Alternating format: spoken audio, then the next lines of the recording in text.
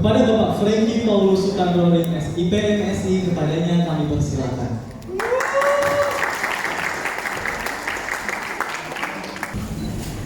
Assalamualaikum warahmatullahi wabarakatuh. Salam sejahtera, Om Swastiastu, Namo Buddhaya, salam kebajikan. Merdeka. Merdeka. Merdeka. Yang selaras bergerak sesuai dengan ajaran Bung Karno Gen Z.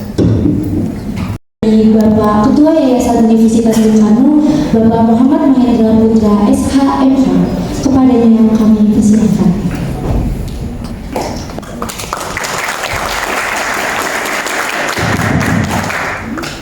Bahwa Pancasila lah satu-satunya ideologi yang dapat memerdekakan Indonesia.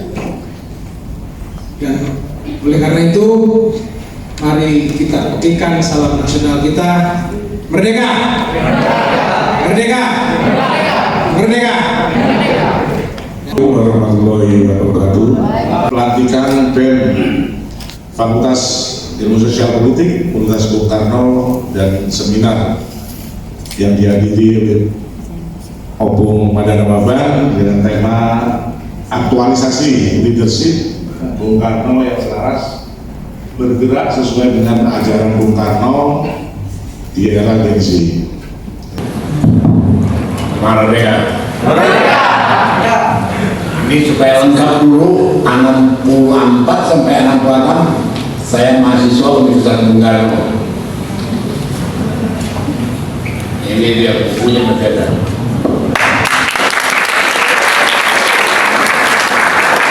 Nanti saya serahkan ini dan 66 setelah tragedi September 66 kami dibukari, pimpinan-pimpinan seperti saya ditangkap, dimasukkan penjara. Ya, itu masa kelam terbaik. Dan waktu itu Universitas Bung Karno, kalau yang terakhir ini dia pada Ibu Rahma didirikan, yang dulu itu Tentara Pelajar TP Solo, dipimpin oleh Pak Ahmadi. Itulah yang membuat Bung Karno. Saya salah satu ketua Dewan Mahasiswa. Kita udah ada Universitas Bung Karno didirikan oleh Pak Syukri Rahmat di Surabaya, oleh M. Yusuf di Makassar, oleh Amin Mahmud di Banjarmasin, dan kemudian di Jakarta. Jadi sebenarnya sudah ada 5 kampus waktu itu, tapi punahlah itu. Dan aku terus terang aja bangga Ibu Rahma punya tekad mendirikan itu 30 tahun kemudian, tahun 96 ya.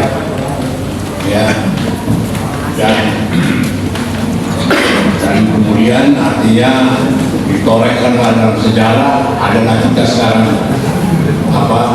berada dalam di bawah bendera Universitas Bung Karno. Itu ilustrasi intronya.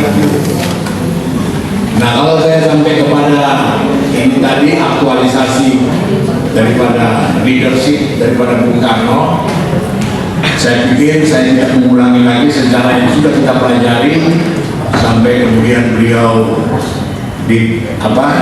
dihadiri pengadilan di Bandung, kemudian dimasukkan penjara, kemudian selanjutnya sampai kepada kemerdekaan dan sebagainya.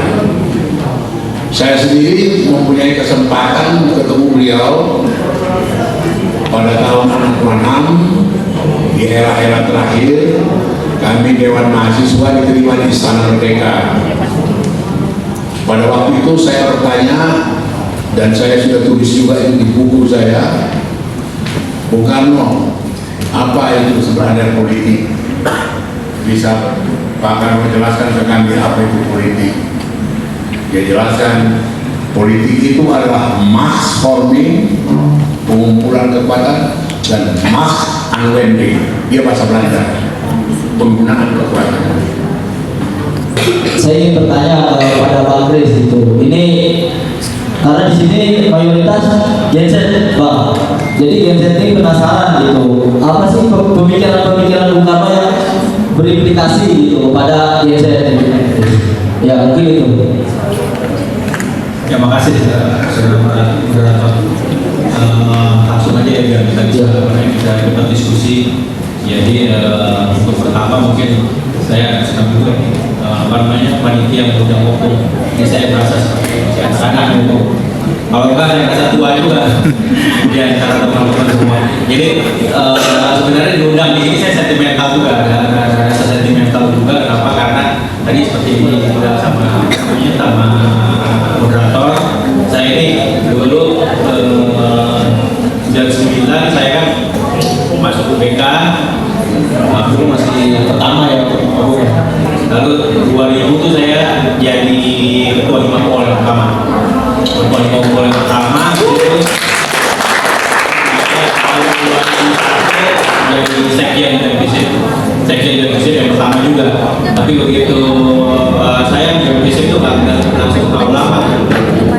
Sampai tempo Gus Dur aja itu bubar gitu. Gus Dur ya bubar. Udah langsung tempo Gus Dur doang gitu. Jadi saya udah buat, saya sama seperti apa namanya Raja tadi sudah buat juga namanya materi. Saya udah berikan juga di mana namanya di teman-teman panitia ya, ketua BEM itu mungkin bisa diedarkan. Itu saya buat dalam versi catatan memang artikel, semacam artikel.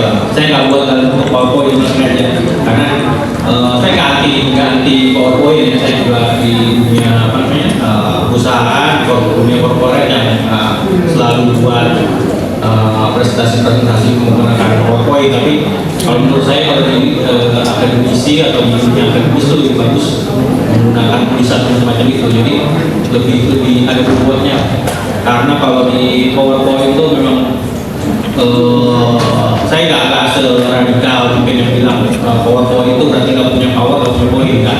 Cuman bagi saya memang itu sangat kulit-kulitnya aja, makanya saya buat bentuk catatan 3 halaman aja, nggak terlalu banyak juga untuk supaya ya teman-teman bisa ada stimulasi untuk menulis, membaca, itu penting sekali. Jadi nggak hanya sekedar punya PowerPoint, melihat ringkasan, lihat gambar-gambar gitu ya. Karena gambar-gambar itu imajinasi itu justru bisa dilihat ketika memang justru kita melihat membaca tulisan. Jadi tulisan tanpa ada gambar-gambar itu justru stimulasi imajinasi kita. Justru kalau menurut saya seperti itu. Jadi kita nggak usah melihat terlalu banyak gambar, nggak usah terlalu melihat video, tapi kita baca gitu ya, kata-kata itu justru menstimulasi imajinasi kita. Kalau kita udah melihat gambar visual, gambar video itu imajinasi kita nggak jalan. Justru menurut saya seperti itu. Saya masuk aja langsung ke materi saya ya, tentang saya kurang tahu persis apa yang dimaksudkan panitia dari dengan tema yang saya buat lah. Ini saya dia mendekati apa yang dia buat, apa yang panitia buat. Saya tuh menurut saya ya, kalau untuk memahami Bung Karno, mungkin ini versi saya ada banyak lah mungkin teman-teman atau senior di sini memahami Bung Karno dengan beberapa macam buku. Tapi kalau menurut saya ada 5 buku yang paling penting untuk memahami Bung Karno, sosok Bung Karno, sosok kepemimpinannya seperti apa. Yang pertama dan kedua ya pasti ya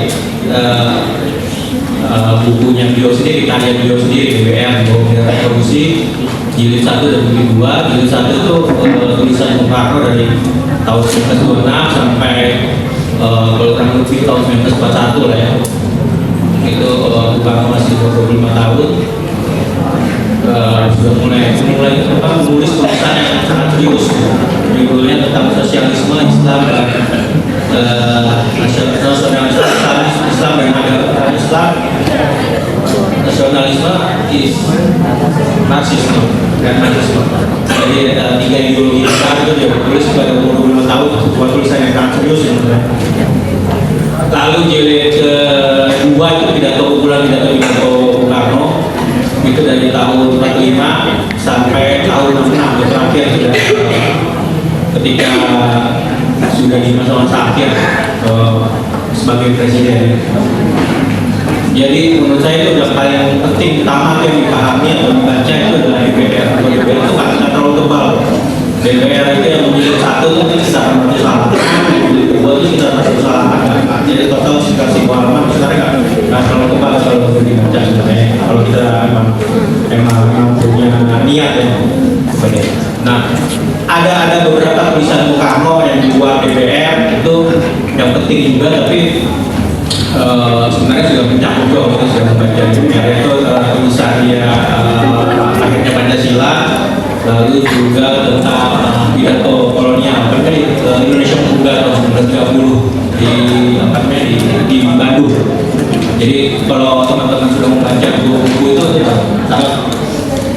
sangat merangkum, bukan sangat ya, ada beberapa tulisan lain itu sudah 80% lah dari tulisan beliau. Lalu yang ketiga tentu itu autobiografi beliau sendiri, itu yang dia ceritakan langsung ke Sindiada ya, menyambung bidang rakyat,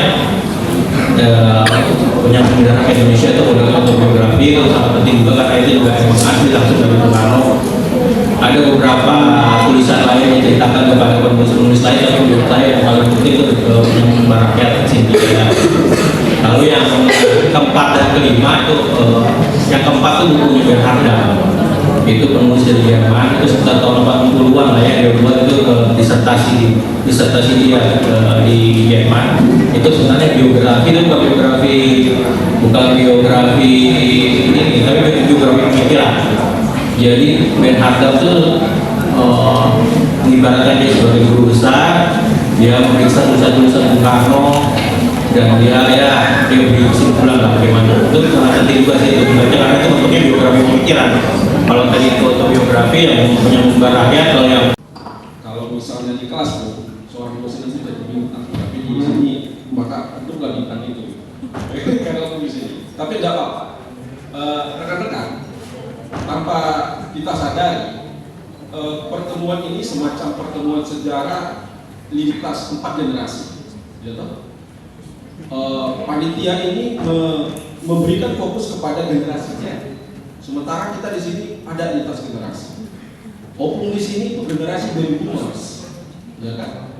Generasi ya kalau dibilang generasi tua, tapi dalam konotasi yang positif.